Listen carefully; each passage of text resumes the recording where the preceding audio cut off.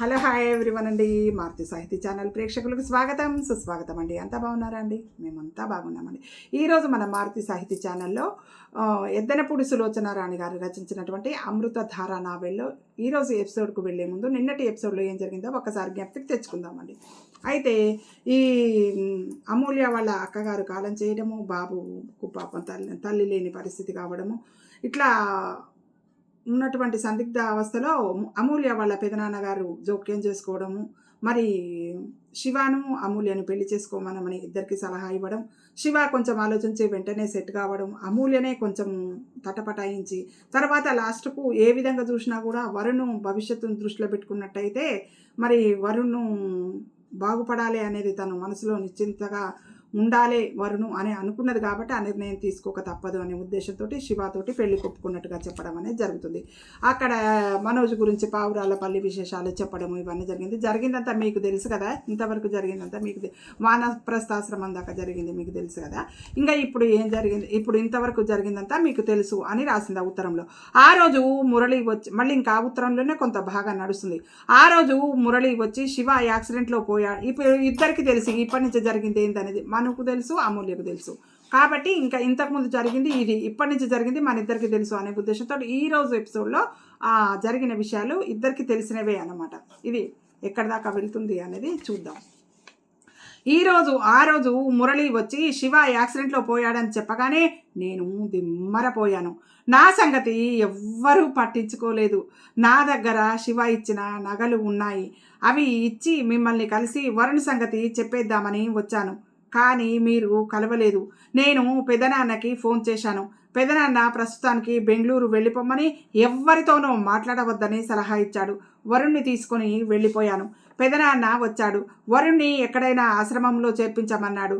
వరుణ్ గురించి సమయం చూసి వారికి చెబుదాము అన్నాడు. ఇది ఆస్తి వ్యవహారం అన్నాడు. పెదనాన్న దుర్బుద్ధి ఏంటో నాకు అర్థమైంది. నన్ను పావుగా చేసి మీ మీద ఆయుధంగా ఉపయోగించాలని అనుకుంటున్నాడు. నాకు వెంటనే భయం వేసింది. నేను వరుణ్ణి తీసుకొని పూనా వెళ్ళిపోయాను. బెంగళూరు ఆయన చెప్పి దగ్గర నుంచి వెళ్ళిపోయి ఆయనతోటి మాట్లాడుతుంటుంటే ఆయన మనసులో దుర్బుద్ధి ఏముంది అనేది అమూల్యకు అర్థమైపోయింది. పూనా వెళ్ళిపోయాను. అక్కడి నుంచి నా బాధలు మొదలయ్యాయి. ఎవరికో నా గురించి తెలిసింది. నన్ను వెంటాడుతున్నారు. పెదనాన్న నాకేం సాయం చెయ్యడు. పైనుంచి వరుణ్ణి వదిలిపెట్టేయాలి అంటాడు. నా భయంతో నేను ఆయనకు కూడా దూరంగానే ఉండిపోయాను. అట్లాంటి పరిస్థితులు వచ్చినాయి అన్నమాట. 1-2 సార్లు మీ దగ్గరికి వచ్చి వరుణ్ గురించి ఇదంతా చెప్పివేయాలని అనుకున్నాను. కానీ కుదరలేదు. శివ ఎప్పుడు నాకేదైనా అయితే నువ్వు సరాసరి మనోజ్ దగ్గరికి వెళ్ళిపో, ఇంకెవ్వరితోనూ మాట్లాడవద్దు, నా గురించి తెలిసినట్టు చెప్పవద్దు అని నా చేత వాగ్దానం చేయించుకున్నాడు. కానీ మీ దగ్గరికి వచ్చే మార్గం నాకు సులభంగా అనిపించలేదు. కొద్ది రోజులు వరుణ్ణి ఆలంబనలో ఉంచాను, అదే వానప్రస్థాశ్రమంలో. నేను అక్కడ పనిచేశాను. శివ వదిలివేసిన ప్రాజెక్టులు నేను మళ్ళీ ప్రారంభించాను. ఆశ్రమంలో వారంతా వరుణ్ శివకి నాకు పుట్టిన కొడుకే అని అనుకుంటున్నారు. నేను వరుణ్ణి వదిలి ఉండలేకపోతున్నాను. వెంట తీసుకువెళ్ళి ఉంచుకోవడానికి అడుగడుగునా ఇబ్బందులే ఎదురవుతున్నాయి. నా మీద ఎవరికైనా కినుక ఉందా? నేను ఎవరికి అడ్డుగా ఉన్నానో? నా మీద హత్యా ప్రయత్నాలు ఎందుకు జరుగుతున్నాయో ఇది తెలియక తల్లడిల్లిపోయాను. చివరికి మీ బామ్మగారు నన్ను చూడటంతో మీ దగ్గరగా రావటానికి నాకు ఒక మార్గానికి తలుపులు తెరిచినట్టు అయ్యింది. ముందు పెళ్లి జరిగితే మెల్లగా వరుణ్ణి ఇంటికి తీసుకొని రావచ్చునని, కానీ ఇంతలో హఠాత్తుగా మీరు వరుణ్ణి తీసుకొని రావడంతో అనుకున్నదంతా తలక్రిందులు అయిపోయింది. బామ్మ నేను మోసం చేశానని అనుకున్నారు. పర్వాలేదు, నా గురించి ఏమనుకున్నా వరుణ్ చేరవలసిన చోటుకి చేరాడు. నా లక్ష్యం నెరవేరింది. ఈ కొద్ది నెలలు నా మనసులో దేవుడుగా భావించుకునే మీకు నా చేతులతో భోజనం పెట్టడం లాంటి అదృష్టాలు నాకు దక్కాయి. నేనెంత ఆనందపడ్డానో మీకు తెలియదు. చాలు, ఈ జీవితానికి ఈ తృప్తి, ఈ ఆనందం చాలు. నేను ఇంకేమీ కోరుకోను. బామ్మ పలవరింతలు వింటుంటే నాకు శివ హెచ్చరికలు గుర్తుకు వచ్చాయి. మనువుని ఆవిడ ఒక రకంగా ఒక ఉపకరణంగా వాడుకుంటుంది. మనువు మీద నిజమైన ప్రేమ లేదు అని చెప్పేవాడు శివ. ఆ క్షణంలో నిజంగా మిమ్మల్ని చూస్తే జాలి వేసింది. మనిద్దరం కలిసి ఉన్నది చాలా కొద్ది కాలమే కాదు అనను, కానీ 1000 ఏళ్ళు బ్రతకగలిగిన సజీవ ఆనంద మధుర స్మృతి అది నాకు. మీ మీద నాకు కోపం లేదు. నా మీద మీరు కోపం పెట్టుకున్నా నేను ఏం చెయ్యలేను. ఒకటి మాత్రం నిజం, మనిద్దరం కలిసి ఉండాలి అన్నది మన లిఖితంలో లేదు కాబోలు. నేను వెళ్ళిన కొద్ది రోజులకి మీరు అమూల్య అనే వ్యక్తిని మర్చిపోవచ్చు. దీనితో ఫ్యాక్టరీ పరంగా నా బాధ్యతల నుంచి విరమించుకున్న కాగితము జత చేస్తున్నాను. మనం ఈ ప్రపంచంలో ఎవరైనా నేను నీకే మనం ఈ ప్రపంచంలో ఎవరైనా నేను నీకే చెందుతాను అంటే అంతకంటే పెద్ద అతిశయోక్తి లేదేమో. పిల్లలు తల్లిదండ్రులకి, పువ్వులు చెట్లకి, నది కొండలకి, వెన్నెల చంద్రుడికి చెందనట్టే ఎవ్వరికి ఎవ్వరూ చెందరేమో. ఈ సృష్టిలో ఎటు చూసినా నాకు విడిపోతున్న విషాదమే కనిపిస్తుంది. నేను మిమ్మల్ని బాధ పెట్టినట్టయితే నన్ను క్షమించండి. వరుణ్ణి మీకు అప్పచెప్పడంతో నా బాధ్యత తీరిపోయింది. నేను వెళ్ళిపోతున్నాను. ఉంటాను. అమూల్య. ఉత్తరం అయిపోయిందండి. మనోజు ఆ ఉత్తరం చదవటం పూర్తి అయ్యేసరికి అతని పెదవి పైపట్టితో నొక్కి పట్టడంతో చిట్లి రక్తం ఉత్తరం మీద పడింది. అంటే జరిగిన అన్ని చదువుతున్న కొద్దీ అట్లాంటి పరిస్థితి ఏర్పడింది. నెల రోజుల్లో మనోజు అమూల్య ఎక్కడున్నది కనుక్కోగలిగాడు. ఆ ఉత్తరం చదివిన తర్వాత మరి ఈమె ఎక్కడుంది అని కనుక్కోవడం మొదలుపెట్టినాక నెల రోజుల టైం తీసుకుందాం అడ్రస్ తెలిసే వరకు. బ్రహ్మకుమారి ఆశ్రమ స్థాపక కమిటీ సెక్రటరీగా ఆ పనిలో లీనమై అనంతగిరి దగ్గర ఉన్న చిన్న ఊరిలో ఉంది. మనోజు వెంటనే వరుణ్ణి తీసుకుని ఆ ఊరు వెళ్ళాడు. ఆశ్రమ స్థాపనకి భవనం తయారవుతుంది. గోడలు లేచినాయి, ఇంకా రూఫ్ పడలేదు. అక్కడంతా భవన నిర్మాణ సందడితో హడావిడిగా ఉంది. అక్కడికి కాస్త దూరంలో బ్రహ్మకుమారి ఆశ్రమ స్థాపన కమిటీ కార్యాలయం ఉన్న బోర్డు ఉన్న ఇల్లు ఉన్నది. మనోజు వరుణ్ణి ఎత్తుకుని వెళ్ళాడు. తలుపు మూసి ఉంది. కాలింగ్ బెల్లు మోగించాడు. తలుపులు తెరుచుకున్నాయి. పని మనిషి వచ్చి తీసింది. ఎవరు కావాలి? సెక్రటరీ గారు ఉన్నారా? ఆ అమ్మాయి లోపలికి వెళ్ళింది. అమ్మా, మీకోసమే ఎవరో వచ్చారు. పెరట్లో ఎక్కడో వినిపిస్తుంది. మనోజు వేచి చూస్తున్నాడు. క్షణాలు యుగాలుగా గడుస్తున్నాయి. పాదాల కదలిక, చిరుధ్వని, అతని గుండె కొట్టుకోవడం రెట్టింపు వేగమయ్యింది. గుమ్మంలోకి వచ్చిన అమూల్య గదిలోకి పాదం పెట్టబోయి హఠాత్తుగా ఆగిపోయింది. అనుకోని సన్నివేశం కదా. మనోజు వరుణ్ వస్తారని తనకు తెలియదు కదా. అమూల్యని చూడగానే వరుణు మనోజు చేతిలోంచి చర్రన జారి అమ్మా అంటూ పరిగెత్తాడు. అమూల్య గబాల్న ఎత్తుకుంది. చప్పున ముద్దు పెట్టుకుంది. వాడి జుట్టు మీద చెయ్యి వేసి ముఖం కాస్త దూరంగా పెట్టి ఆశ్చర్యంగా చూస్తూ మనోజ్తో ఇదేమిటి, వీడింత చిక్కిపోయాడేమిటి అంది. జ్వరం పడ్డాడు, బతుకుతాడని అనుకోలేదు అన్నాడు మనోజు. అమూల్య అతన్ని వరుణ్ణి మార్చి చూస్తుంది. నువ్వు చెప్పకుండా వెళ్ళిపోయి చాలా పొరపాటు చేశావు అమూల్య. నా మీద కోపమే తప్ప వరుణ్ణి గురించి ఒక్క క్షణం కూడా నువ్వు ఆలోచించలేదు. నువ్వు వెళ్ళిన 2 రోజులు బాగానే ఉన్నాడు. తర్వాత అమ్మ అంటూ నా ప్రాణం తీసేశాడు. నేను ఎంత వెతికినా నీ ఆచూకీ దొరకలేదు. వీడికి జ్వరం, రోజుకి పరిస్థితి విషమిస్తోంది. అహోరాత్రులు ప్రభాకర్ ఎంత కృషి చేసినా మనోజు ఆగాడు. అతని స్వరంలో ఆగ్రహం లేదు. నేను మళ్ళీ వీడిని నీకిలా చూపించగల అదృష్టవంతుడిని అవుతానని అనుకోలేదు అమూల్య. నువ్వు ఇంత కఠినరాలివి ఎలా అయ్యావు? వరుణు ఒక్కసారైనా నీకు గుర్తుకు రాలేదా? అమూల్య వరుణ్ణి గుండెలకు హత్తుకుంది. కళ్ళలో నీళ్లు ఆపుకోలేనట్టు ఉబికి వచ్చేశాయి. ఎందుకు గుర్తుకు రాలేదు? అసలు మర్చిపోయిన క్షణం ఎక్కడ ఉందని. ఒక్కసారి అయినా మేము ఎలా ఉన్నామో వాకప్ చేసి నువ్వు తెలుసుకున్నావా? అమూల్య తగ్గు స్వరంతో ఉంది. చేయాలనే అనుకున్నాను, కానీ అది మళ్ళీ మీకు చెప్పలేను. తల తిప్పింది. నేను కావాలనే మనసు కఠినం చేసుకున్నాను.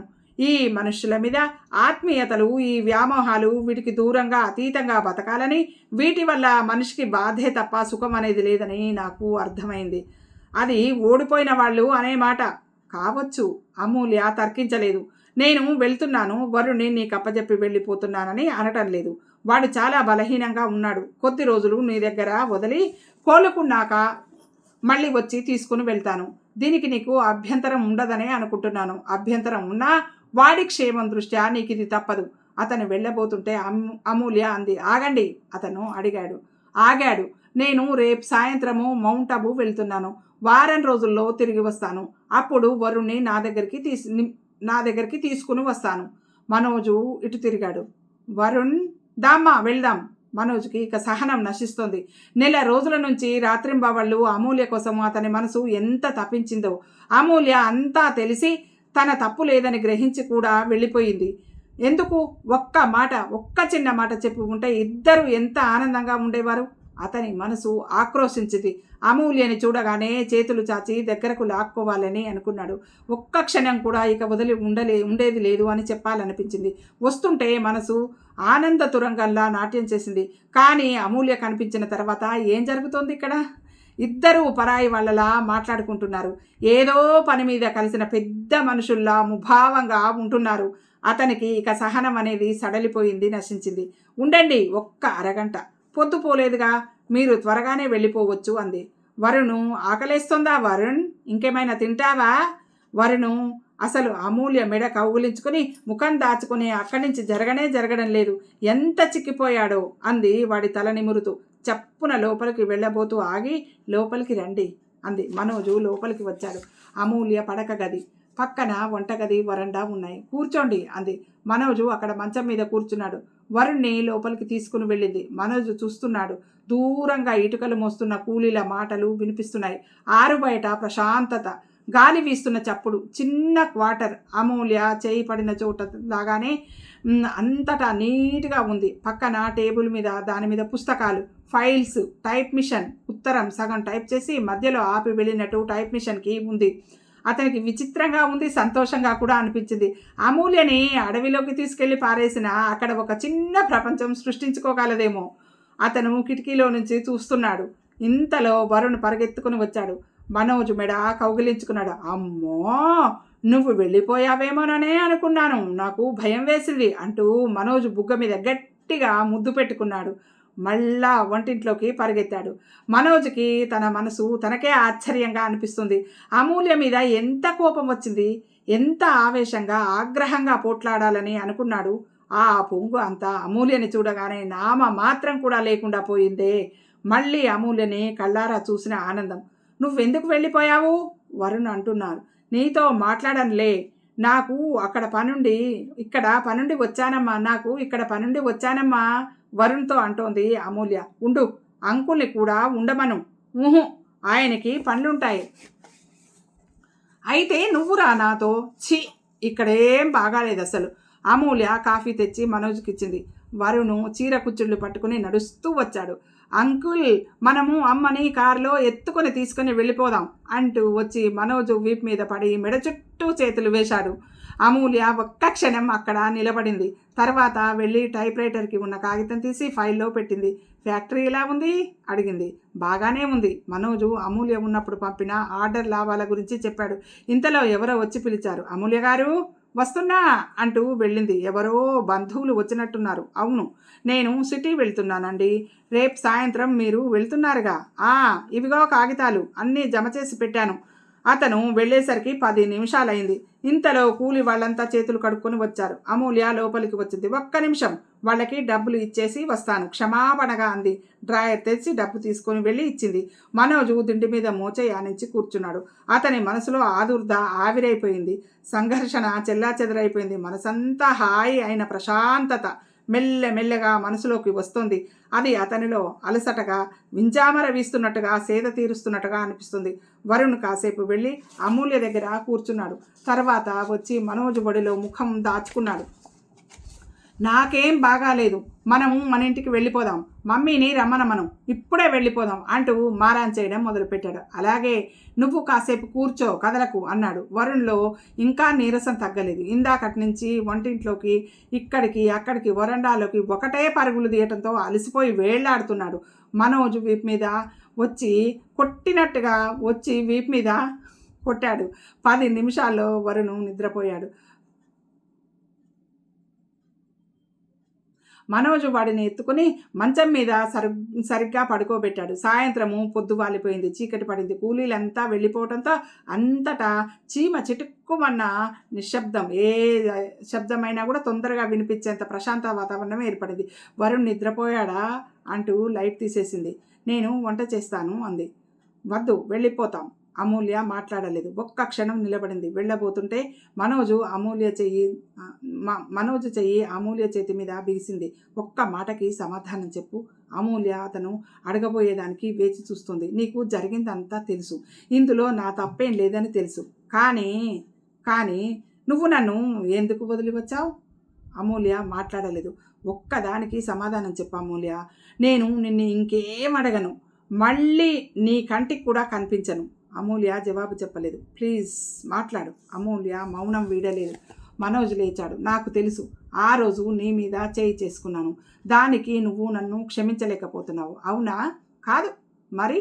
అమూల్య మౌనంగా ఉండిపోయింది. అది అతనికి పిచ్చెక్కిస్తుంది. చెప్పు, నీ నుంచి సమాధానం నాకు కావాలి అని హఠాత్తుగా అమూల్య భుజాలు పట్టి కుదుపుతూ అడిగాడు. నువ్వు ఇక్కడ నాకంటూ ఒక జీవితం ఏర్పరచుకొని నిశ్చింతగా ఉన్నావు, నా జ్ఞాపకాలు దులిపేసుకున్నట్టే ఉన్నావు. నేను నేను ఈ నెల రోజులు ఎంత నరకం అనుభవించానో నీకు తెలుసా? నేను ఏం తప్పు చేశానని నాకు ఈ శిక్ష? నన్ను వదిలి మీరు వెళ్ళిపోవడానికి నిర్ణయం చేసుకున్నారు, ఆ పని నేనే చేశాను అంది. అంటే మొట్టమొదలు వెళ్ళిపోతానని అన్నది మనోజే కదా. ఆయన మనోజేమో మాటల్లో చెప్తే అమూల్యనేమో పనిలోనే చూయించింది అన్నట్టు. నిజమే, కానీ అది ఎప్పుడు జరిగింది ఏమిటో నాకు తెలియక, నీకు వరుణ్కి పరాయివాడిగా మీతో కలిసి బ్రతకలేక, అది కాదని తెలిసిన తర్వాత మై గాడ్ అతను హఠాత్తుగా అమూల్యని దగ్గరికి తీసుకున్నాడు. అమూల్య, అతని కంఠంలో తీవ్రస్థాయి ఆక్రోషంలా ఉంది.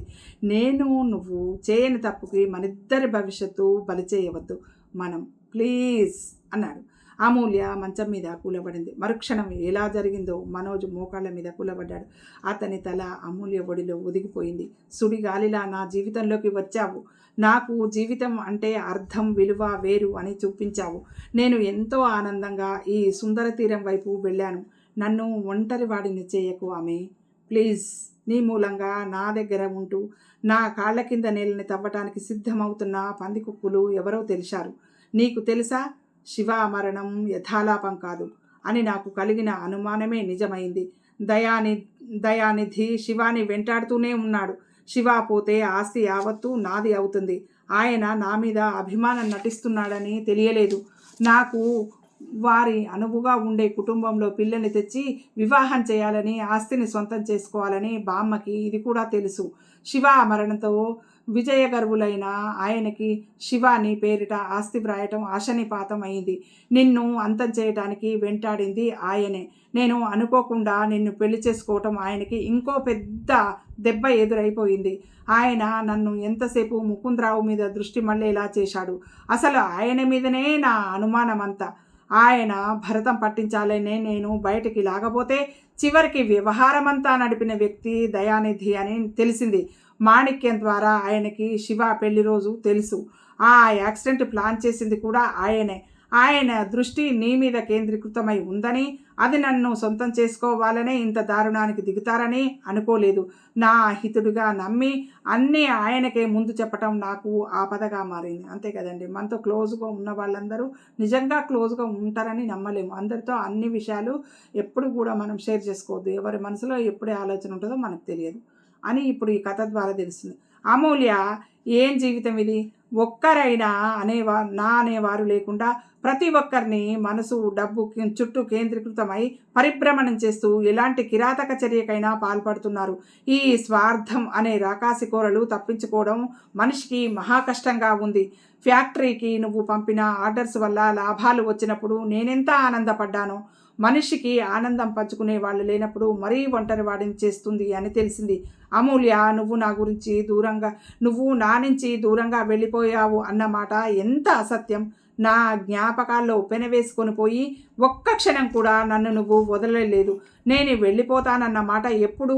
నువ్వు వరుణ్కి తల్లివి అనే ఆవేదనతో. నువ్వు నా భార్యవే అని తెలిసినప్పుడు ఎందుకు వెళ్తాను? నువ్వు అసలు ఎలా అనుకున్నావు?